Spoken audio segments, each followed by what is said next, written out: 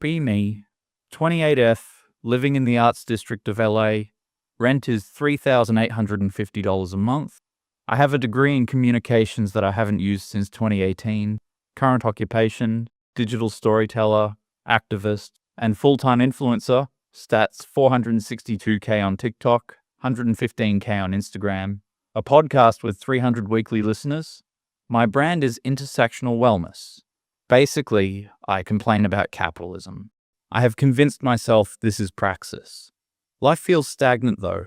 The algorithm is changing. Views are down 15% month over month. I tell myself it's shadow banning because I'm too radical. I need a pivot. I need equity. I need to stop renting my audience from Zuckerberg and start owning a customer base. Look around at the landscape. Every influencer is launching a CPG, consumer packaged goods brand. Emma has coffee. Haley has skincare. Even the randoms are launching energy drinks. I need something that screams status symbol but also moral superiority. Meet up with Sydney for a strategy session. Sydney is my best friend / manager / echo chamber. She calls herself a brand architect. We are at The Hive, a co-working space / cafe where membership costs $400 a month. I'm sipping a $14 charcoal lavender latte. I need a physical product, Sid. Something that disrupts the market. Sydney nods aggressively, her gold hoop earrings shaking. Food, she says. Food is the new fashion. But it has to be exclusionary. Exclusionary? Yeah. Inclusion is out, exclusivity is in.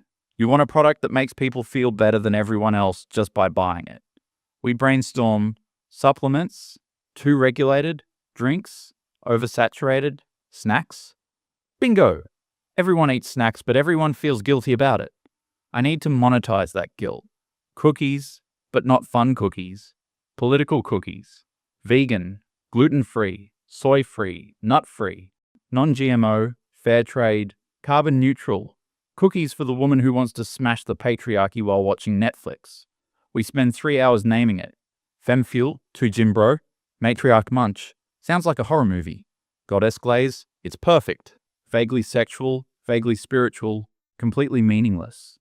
I register the LLC on my phone right there. Transfer $10,000 from my personal savings to a new business account. It's a risk, but scared money don't make money. But here's the thing. I don't bake, I don't even really cook. My oven is used for storing sweaters, Carrie Bradshaw style, very chic. So I need a co-packer. Spend a week Googling private label organic bakery. Find a place in Oregon called Nature's Batch. Set up a Zoom call with their head of production, Craig. Craig is a 55-year-old man who looks like he chops wood for fun. He's wearing a flannel shirt and sitting in an office with fluorescent lighting. I'm in my loft with my ring lights set to warm glow. So Craig, I say using my serious business voice, I want to revolutionize the cookie. Craig looks unimpressed. Okay, what flavor profile? I want it to taste like empowerment, I say. He blinks. We can do chocolate chip, snickerdoodle, or oatmeal. No refined sugars, I interrupt. No cane sugar. We use monk fruit and dates. And no flour. Chickpea flour only. Craig rubs his temples. Ma'am, Brooke, chickpea flour is very dense. Without butter or oil to cut it, the texture is going to be challenging. Challenging for who? The male palate? I ask sharply. Women want sustenance. We want density. Craig sighs. I can tell he's already over it. All right, we can try a blend. But the ingredients you want, chickpea protein, monk fruit, adaptogens, that's expensive. Quality costs money, Craig. I'm not making Oreos. We agree on a prototype run. He sends me the quote a week later. Minimum order quantity, MOQ 10,000 units, boxes of 6. Cost per unit $6.80. Total manufacturing cost $68,000. I stare at the number. I have roughly $22,000 in savings left after the LLC setup and website deposits. I call Craig. Can we lower the MOQ? Not for custom formulation. If you want white label standard cookies, sure. But for your chickpea blend, the machines need a dedicated run. I can't back down now. I've already teased the secret project on my stories. I go to the bank, apply for a business line of credit, denied, no revenue, apply for a personal loan, approved for $30,000 at 11% interest. That gets me to $52,000. I need another 16K just for production, plus shipping, plus marketing. I look at my credit cards. Amex Platinum, $20K limit. Chase Sapphire, 15K limit. I can juggle this. I'll put the deposit on the loan, the balance on the cards. Once we launch, I'll pay it all off in week 1. It's not debt, it's leverage. I signed the contract with Nature's Batch. Craig warns me about the personal guarantee clause. Just standard procedure, he says. I sign it without reading. I am finally a CEO. Now comes the aesthetics. The cookies are being made, but I need the box. The box is more important than the cookie. I hire a freelance designer named Arlo. He charges $150 an hour. We spend 4 hours just picking the shade of pink. It needs to be millennial pink, but mature, I tell him. Like millennial pink that went to therapy. We settle on a dusty rose matte finish with gold foil lettering. I insist on soft touch lamination. It feels like velvet. It adds $1.20 to the cost of every box.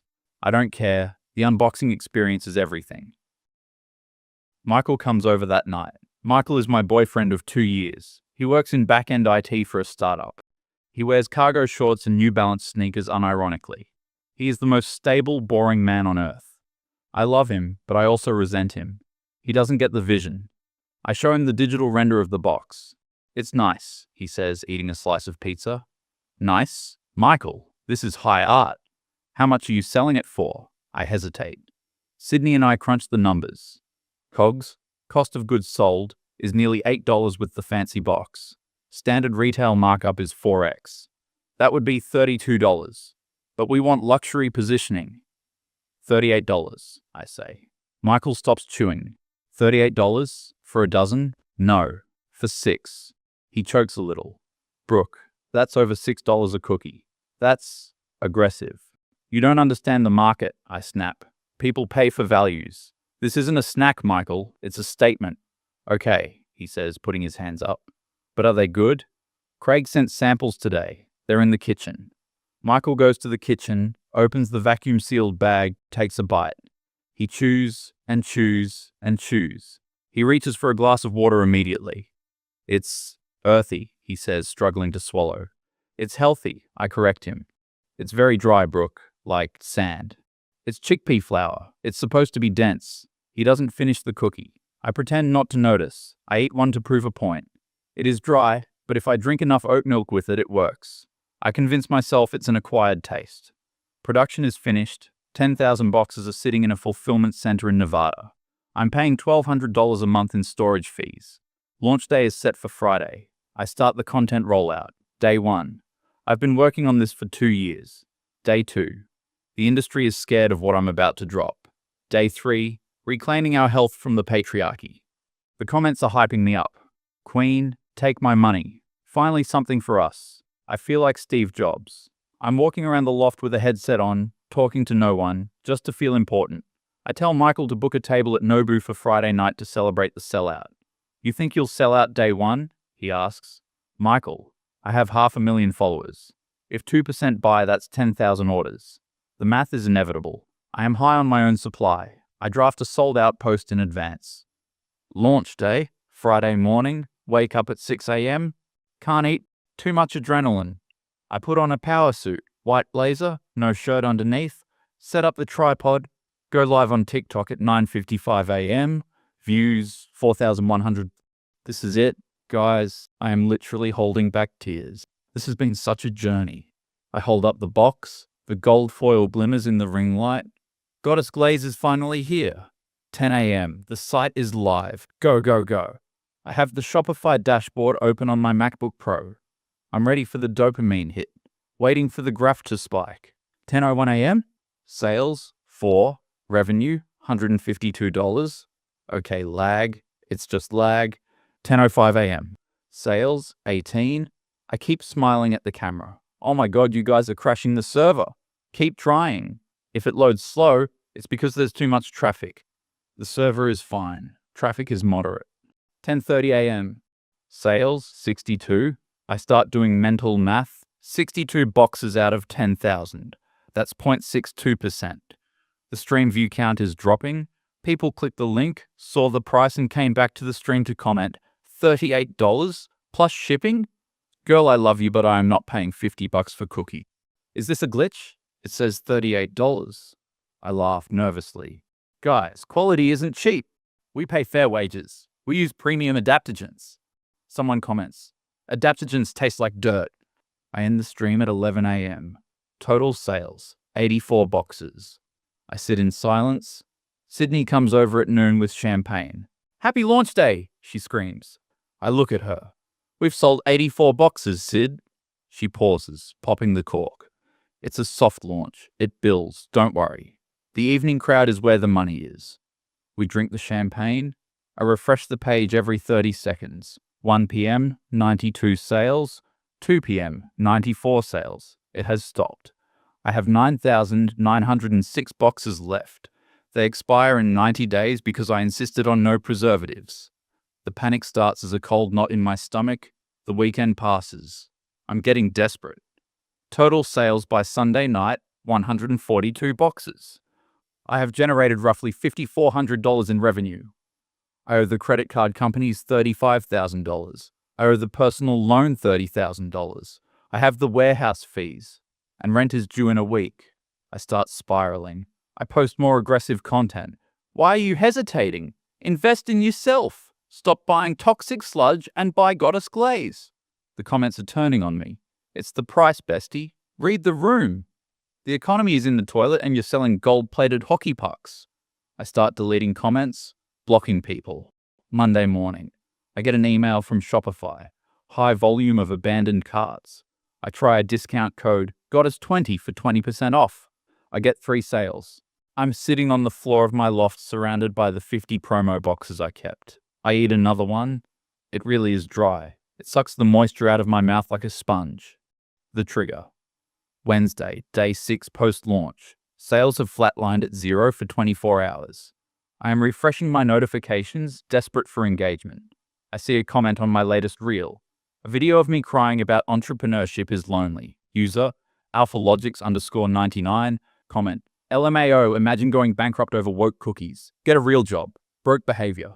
That word, broke. It hits a nerve so raw I physically flinch. I am broke.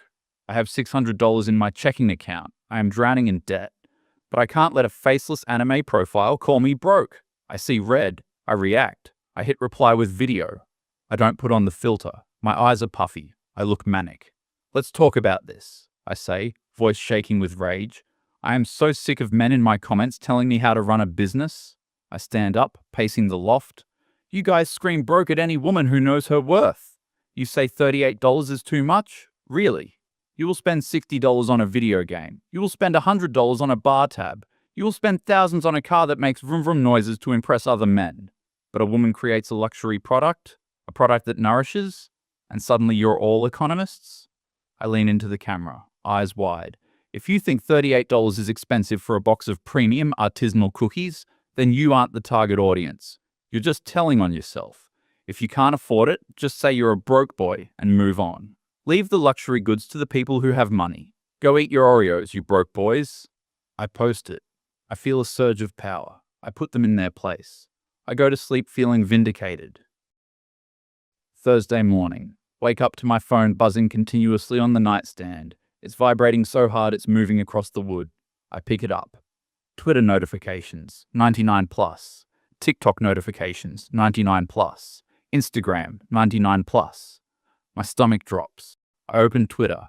Trending in US. Hashtag brokeboy. Trending in US. Hashtag cookie Karen. I click the hashtag. Someone screen recorded my video. It has 8.4 million views. The caption, "This is why people hate influencers. Imagine being this out of touch." I scroll the quote tweets. She's selling chickpea dust for $40 and calling us broke? I make $200K a year and I wouldn't buy this trash. Being rich means being smart with money. The entitlement is off the charts. Then I see the stitches on TikTok. It's a massacre. People are duetting me. One guy films himself donating $38 to a food bank and saying better use of funds. Another girl films herself baking 50 cookies for $10 and laughing. The internet has united against me. Leftists hate me for being classist. Right-wingers hate me for being woke. Centrists hate me for being annoying. I have achieved total unity across the political spectrum. I check Shopify. Maybe bad press is good press? Sales today, 0. Refund requests, 45. Emails, 200 plus. Most are hate mails. Cancel my order, I don't want to support you. I hope you lose everything. I check my follower count, 462k to 440k. Refreshing, 438k. I am losing 1,000 followers an hour. Then the brand emails start coming. Subject, partnership termination, FabFit. Hi Brooke, due to recent statements that do not align with our values. Subject, collaboration paused, gamer help. My monthly income from ads is roughly $6,000. It just vanished in a morning. The confrontation. Michael comes home at 5 p.m. He never comes home this early. He walks in, looking tired. I'm sitting on the couch in the dark, scrolling through the hate. Brooke. They're taking it out of context. I scream before he can speak. It was satire. It was a character. It wasn't a character, Michael says quiet. That was you. That was the real you. You're supposed to be on my side. I can't be on your side when you attack people for being poor. Brooke, I grew up poor. My mum couldn't afford $38 cookies. I didn't mean actual poor people. I meant men who are stingy. It doesn't matter what you meant. It matters what you said. He walks to the bedroom. I hear a suitcase zipper. I freeze. What are you doing? He comes out with a duffel bag. I'm going to stay at Jeremy's for a while. You're leaving me because of a TikTok. No, I'm leaving you because you've turned into a monster. You care more about your brand than actual human beings. And honestly, I'm embarrassed. Embarrassed? Yeah. Everyone at work is sending me the video. I'm the boyfriend of the broke boy cookie girl. I can't do it. He puts his key on the counter. Rent is due on the 1st. Good luck. The door closes. The silence in the loft is deafening. I look at the key. I look at my phone. Another notification. Craig from Nature's Batch calling. I let it go to voicemail. The collapse? Friday. The voicemail from Craig. Brooke, we've seen the video. We've also seen the refund requests piling up. We are invoking the acceleration clause. We need the remaining balance of the loan paid immediately, or we will be filing a lawsuit and seizing assets. Assets? I have a leased Audi and a closet full of fast fashion. I have 9,800 boxes of cookies. I check my bank account. $214. The credit card payment is due tomorrow. Minimum payment, $800. I can't pay it. I can't pay rent. I can't pay the manufacturer. I call my parents. My dad answers. Brooke, everything okay? I try to speak, but nothing comes out. Just a strangled sob. Brooke, I ruined everything, I whisper. I tell him everything. The loans, the credit cards, the rant, Michael leaving, silence on the line. How much debt, Brooke? About $80,000, including the manufacturer. He exhales. A long, disappointed dad exhale. I can't pay that, honey. I'm retired. I know. I don't know what to do. You have to declare bankruptcy, he says. And you have to come home. We can't pay your LA rent. Home? Ohio? The thought makes me nauseous. I can't leave LA. My career is here. You don't have a career, Brooke. You have a scandal. The liquidation. The next 2 weeks are a blur of humiliation. I file for Chapter 7 bankruptcy. The court seizes my assets. They take the office equipment, my MacBook, my cameras. They can't take the cookies because they have no resale value. Nature's Batch settles for a fraction of the cost but dumps the inventory on me. A semi-truck arrives at my parents' house in Dayton, Ohio. My dad has to clear out the garage to fit 10 pallets of goddess glaze.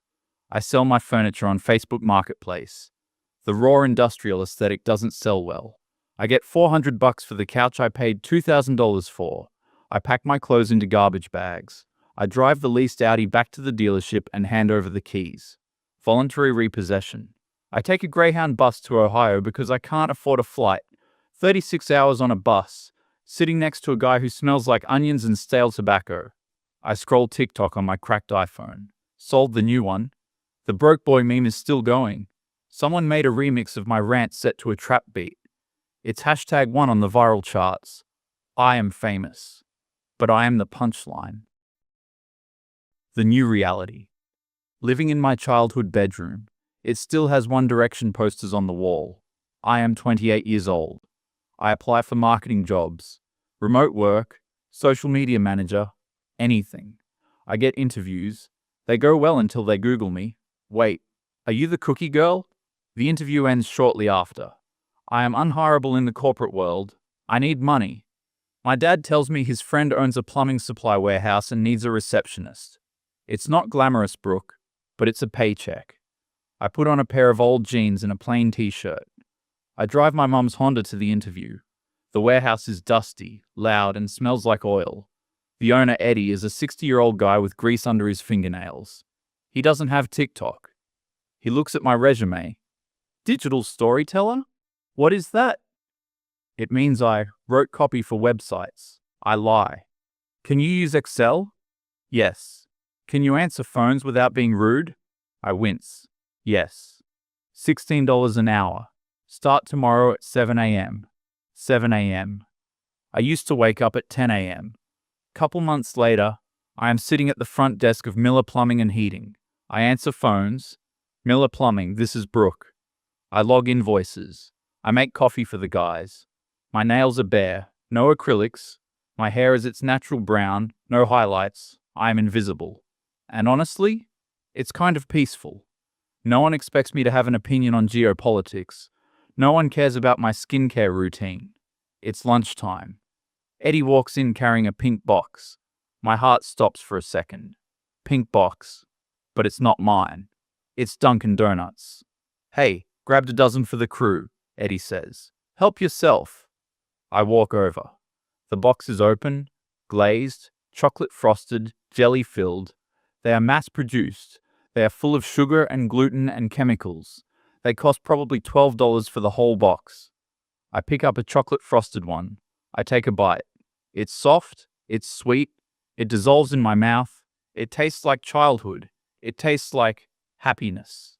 I think about my goddess glaze cookies rotting in the garage, the premium ingredients, the ethical sourcing, the $38 price tag. They were trash. They were dry, flavorless bricks of ego. I was selling moral superiority, not food. And these guys, these broke boys I work with, they work 10 hours a day fixing toilets and pipes so people like my old self can live comfortably. They aren't broke. Eddie drives a $60,000 truck and owns 2 houses. The guy who sweeps the floor has a fully funded 401k. I was the broke one, morally and financially. I pull out my phone. I open my old Instagram. I haven't posted in months. I go to the broke boy video, which is still up. I couldn't bring myself to delete it. Part of me wanted the views. I hit delete. Then I go to edit profile, delete public figure, delete founder, delete activist. I leave it blank. I put the phone down. Eddie walks by. Good donut? I look at him. For the first time in my life, I give a genuine smile. Yeah, Eddie, it's the best donut I've ever had. Good. Back to work, kid. I sit back down. The phone rings. Miller Plumbing, this is Brooke. How can I help you? I type into the Excel sheet. I answer the question. I am useful. I am eating a cheap donut and I am finally actually free. Be me now. Ex-influencer, receptionist at a plumbing company, living in Ohio, net worth minus $40,000, still paying off the one credit card bankruptcy didn't clear. But I know how to use VLOOKUP now, and I know that a cookie is just a cookie, unless it's $38. Then it's a mistake. Dad says if we get harsh winter, we can burn the Goddess Glaze pellets for heat. Recycling at its finest.